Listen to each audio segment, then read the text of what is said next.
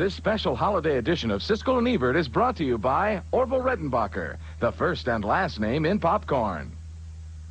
This week, Siskel and Ebert review Walter Matthau's Einstein playing Cupid to Meg Ryan and Tim Robbins in IQ. Reporters Kim Basinger and Julia Roberts cover Parisian Ready to Wear. And Paul Newman comes to terms with Bruce Willis and Melanie Griffith in Nobody's Fool.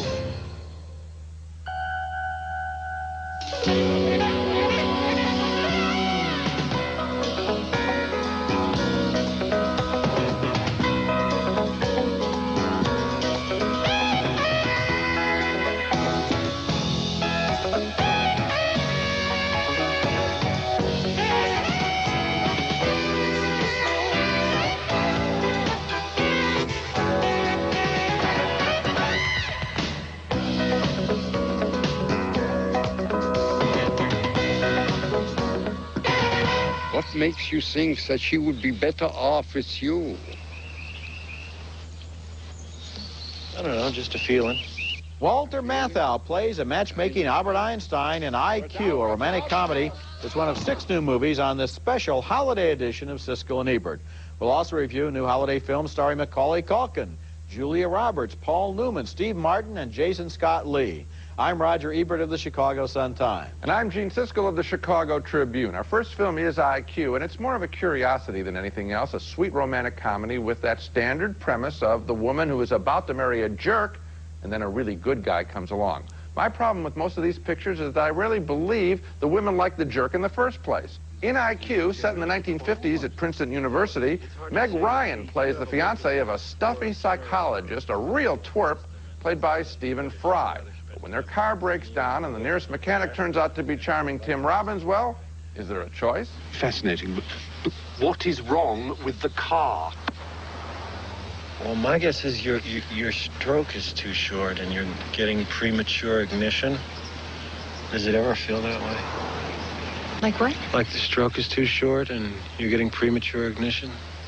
It develops that Meg Ryan has a very special uncle, Albert Einstein, no less, who was teaching, of course, at Princeton in the 1950s, and Professor Einstein is determined that she fall in love with Tim Robbins.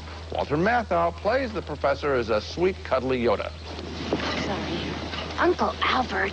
I'm steering the boat. It would have been nice if the screenplay had really engaged Robbins and Matthau in, say, a theoretical discussion of love, but IQ keeps it at the sitcom level as Einstein and his brilliant colleagues tutor Robbins so he can hold his own at an academic party. X equals 1 plus W. X equals 1 plus W cubed.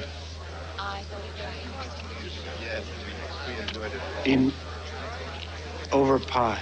Ryan and Robbins fuss, but we're always racing ahead of them. I wanted IQ to be smarter, like in this scene where Ryan complains that Robbins threatened the life of her brilliant uncle by taking him for a motorcycle ride. He loved it. He went wahoo. Wahoo? When was the last time he went wahoo?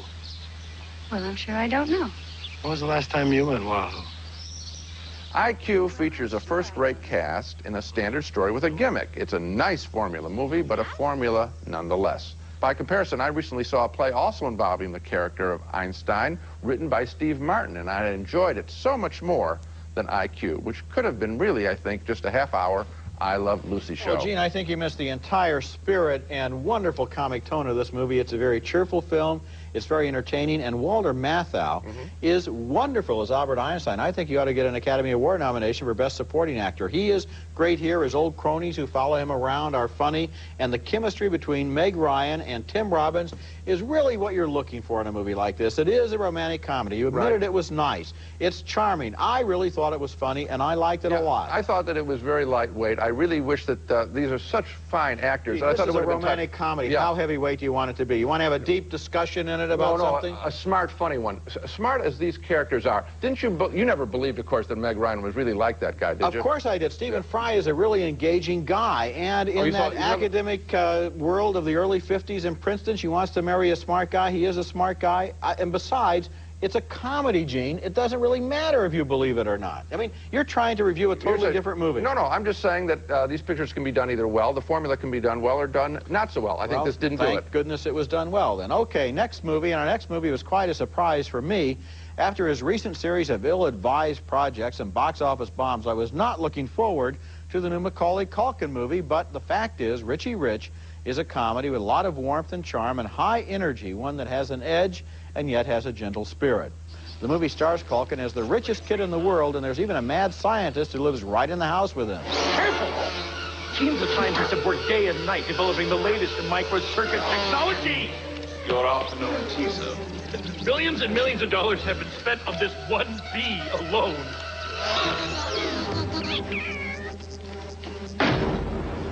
This is probably Culkin's last movie playing a little boy. He's going through some changes and discusses it with his dad, played by Edward Herrmann. Hi, Dad. What you doing? Well, I'm discussing economic policy with the president. Is this something important? Well, Dad, I think I'm getting a zit. What do you think? Another giveaway that he's growing up, Macaulay takes a special interest in his new aerobics instructor, played by Claudia Schiffer. I hope you don't mind, but I don't know, canceled. So I'll be filling in today. Like all poor little rich kids, Richie has few friends, but he makes some new ones and invites them back to the mansion. Master Richie was of the opinion that his young guests deserve a break today.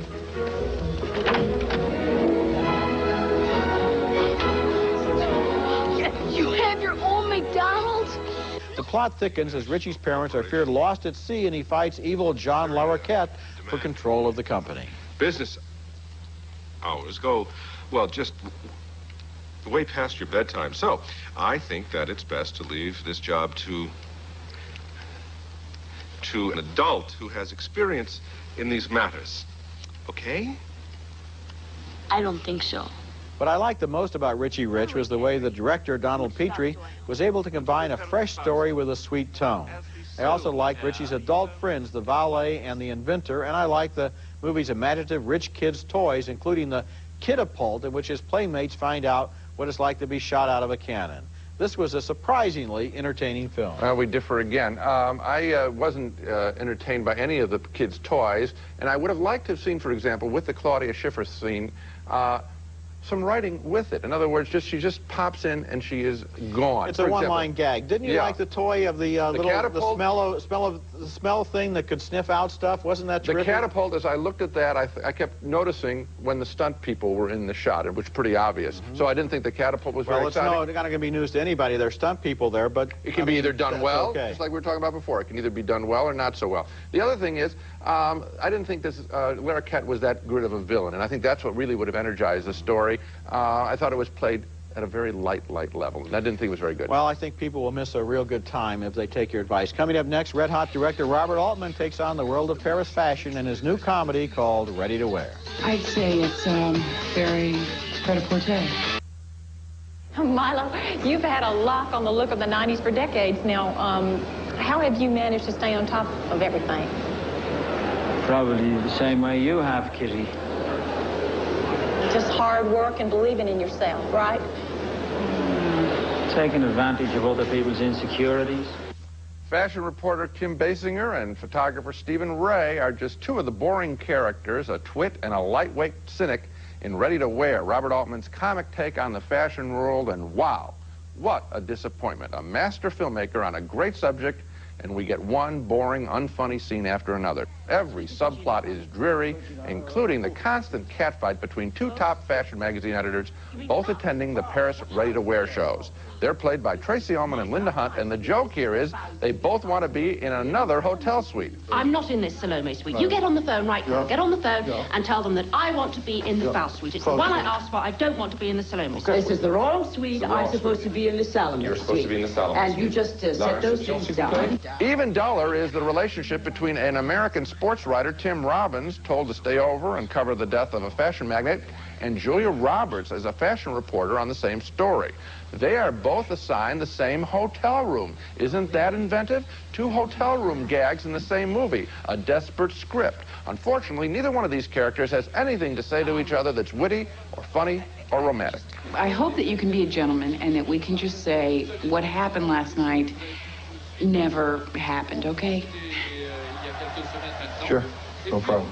Another running gag, all of the fashion editors want to hire the same red-hot photographer, played by Stephen Ray from The Crying Game. They act like jerks and he photographs them.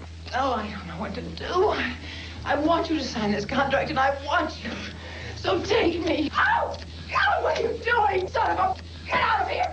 And in a performance that is like nails on a blackboard, Kim Basinger is the twerp TV reporter. Did she have to be this inane? Is she dead? Is she dead? She isn't dead. She is not dead. I don't know her condition. Have somebody call the medic. Ready to Wear collapses at the screenplay level by failing to give us a single, and I mean not one, interesting character out of perhaps 24. A major disappointment. Well, I was disappointed too, but I wouldn't come down on the movie quite as hard as you did. Who did you like in the picture? Well, first of all, I really thought Kim Basinger was very funny, and I think you kind of missed the point of what she was trying to do there. I thought it was a put down of a report. I didn't miss any point there. Some interesting characters. The Sophia Loren character, the Marcello Mastroianni character. I enjoyed the three fashion editors. The characters or those actors? Both, because it's interchangeable in this kind of a movie. And I also really enjoyed the hotel room scene involving Tim Robbins and Julia Roberts, because I thought that what was kind of funny was they never leave the hotel room, they never do what they're there to do, and they have this kind of an interesting relationship that's a little playlet within the movie. I think the movie has qualities, even though it doesn't work. Why doesn't it work? Why doesn't it work? Because there is too much slapstick, and there could have been a little more pointed satire on the world of fashion. I don't think he had anything to say about the world of fashion, do you? I think he probably did have something to say, and he didn't manage to say it. There we go. When we come back, Paul Newman is never too old to learn in Nobody's Fool.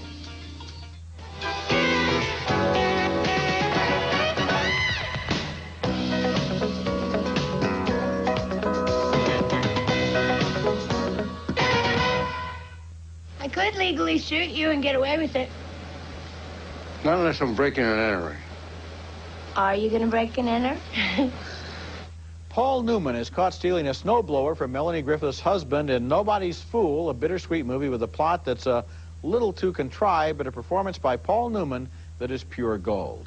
Newman plays a 60-year-old working man in a small upstate New York town who hasn't been very responsible for most of his adult life, but then he gets a chance to make amends when his son, played by Dylan Walsh, comes back into his life.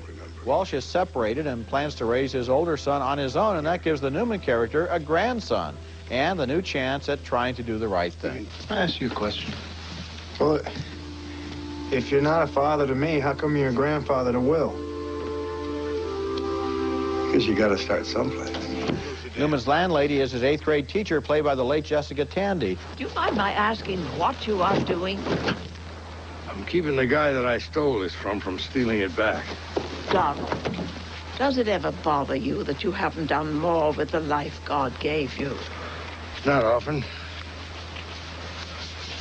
Now and then. There's a subplot in Nobody's Fool involving Newman's rivalry with Melanie Griffith's husband, played by Bruce Willis. I liked all the performances, but I thought this aspect of the story was sort of tacked on, since the real subject of the movie is how this 60-year-old guy learns to grow up and accept responsibility.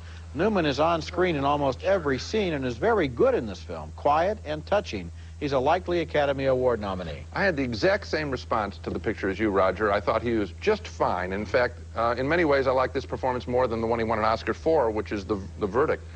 We're playing a similar kind of broken-down guy trying to come to peace with himself. Yeah. But at the same time, in every character, in every situation, contrived is the word that you used, and it's all there. Scenes that are written cute, but we don't really believe them. And it's made particularly disappointing because the film looks so good. It looks so realistic. The outside of the diner, the construction company, Bruce Willis's office, and then you have these cornball written characters that are just there as stand-up targets for him to knock down. There are two relationships in the movie that are pure. One is his relationship with a kind of mildly retarded guy he works with, and the other one is his relationship with his son.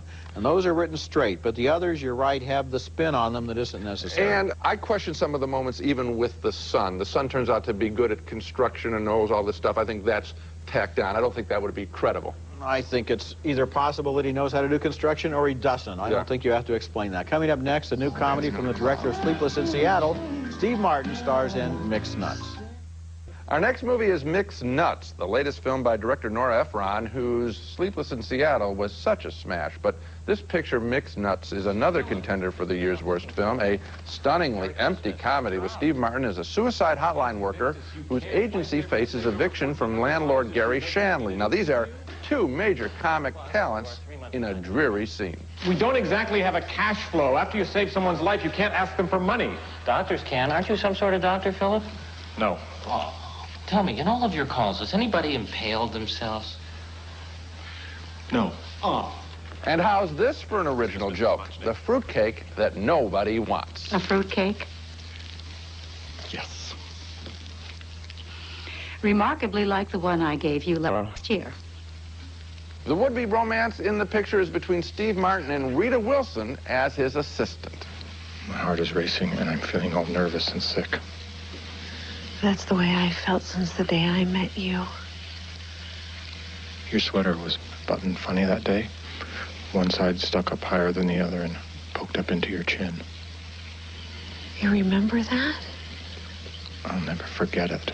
I know what went wrong with Mixed Nuts. A lot of top-flight actors were asked to do just a couple of scenes for director Ephron, and they all signed on because, hey, how bad could it be? Mixed Nuts is how bad? Very bad. It's bad. Wow. It's bad. Woo, is it bad? I mean, I don't know. Really, really bad. I don't understand. Why would you have Madeline Kahn in a movie and have her spend the whole movie stuck in an elevator screaming? I mean, what did she think when she was looking at the script? Yeah. Oh, great, I have 17 screams. The movie is just, it's not worth even talking about anymore. Just forget about it. What do you think, huh? Well, just, there's a lot of names that people might get drawn on. They might, and, you know, in the ads it's going to say from the director of Sleepless in Seattle. So here's our warning. This movie isn't Sleepless. It's not in Seattle.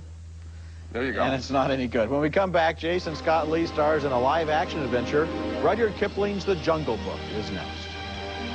Continuing this special holiday show devoted to 6 new movies, the latest remake of Rudyard Kipling's The Jungle Book is a perfectly good adventure yarn with a lot of fun and excitement in it, but the title is completely deceptive.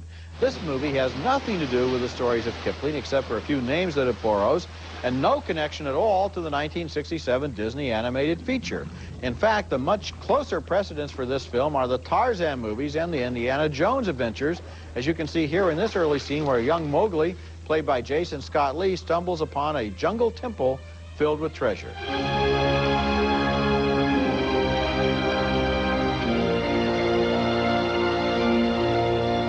Mowgli was brought up as a child with a young British girl named Kitty, and then after years spent in the jungle, he encounters her again and tries to protect her, so he thinks, from her fiancé, played by Carrie Elwes.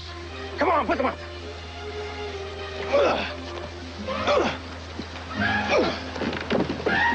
Thrash him! Thrash him good, Billy boy! Come on!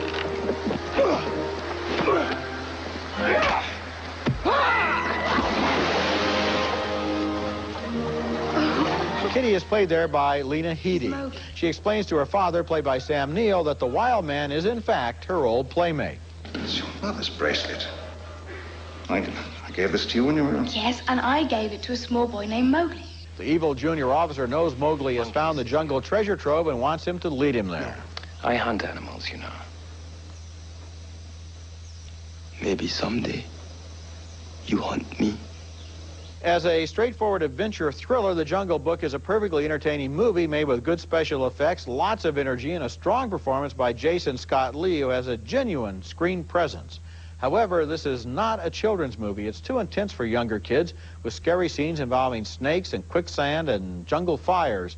But for an older audience, it's a lot of fun, and I recommend it, although I think the title is a real violation of truth in advertising. Well, I didn't care for the picture, Roger. I think you're really easy this week for some reason. I thought that to compare the picture to the Indiana Jones films, I mean, this isn't anywhere in there. Weren't you listening? I didn't compare it. I said it's the same sort of genre. In other words, it's not a children's movie like The Jungle Book. It's more of an adventure yarn like Indiana Jones. But in terms of quality and whether people should see it, I really can't recommend the picture. I thought it was the standard story of the wild child being brought into society, and then he rebels against the white hunters and all that stuff. Good performances, great locations, terrific sets. Actually, I thought that some of the locations were kind of boring. where they, for example, they run down that same pathway in the jungle each time when they have the chariots of fire at the beginning, and then we see them later go through the same pathway. I thought they were kind of dull. The monkey kingdom where they have all the jewels there.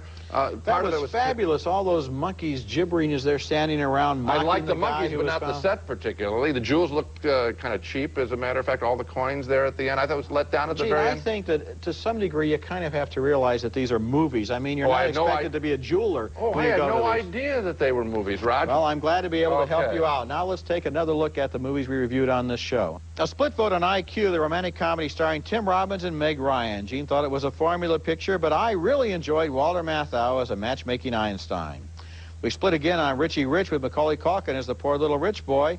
Gene found nothing funny. I thought it had imagination and genuine warmth. 2 thumbs down for Ready to Wear, Robert Altman's take on the Paris fashion industry. Gene thinks it's one of the worst films of the year. I think it's not good, but it's not that bad. 2 thumbs up for Nobody's Fool. We both thought the film was contrived, but the Paul Newman's performance was just wonderful. 2 thunderous thumbs down for Mixed Nuts, with Steve Martin heading a cast of name actors who should have known better than to get involved in this disaster. Finally, a split decision on Rudyard Kipling's The Jungle Book, starring Jason Scott Lee as the Indian boy who grows up with the animals. Gene thought the film was pretty lame, but I thought it was an entertaining adventure. That's it for this week. Next week, we're going to review the top 10 films of 1994, each of our selections of the year's best. And as we always say at this time of year, season screenings, everyone. Plan to rent a movie this week? You'll love the 1995 edition of Roger Ebert's Video Companion. It comes with a separate pocket video guide, too. It's America's favorite jelly bean, Jelly Belly, now appearing at theaters and video stores with good taste. Jelly Belly beans, try them, you'll love them. Vicks Sinex, the only sinus spray with a decongestant and Vicks vapors for a feeling of complete sinus relief. For sinus, think Sinex. Discover the miracle, the original Bridles and Bows mane, tail, and hair shampoo, conditioner, and nail cream for beautiful, thick, healthy hair, bridles and bows.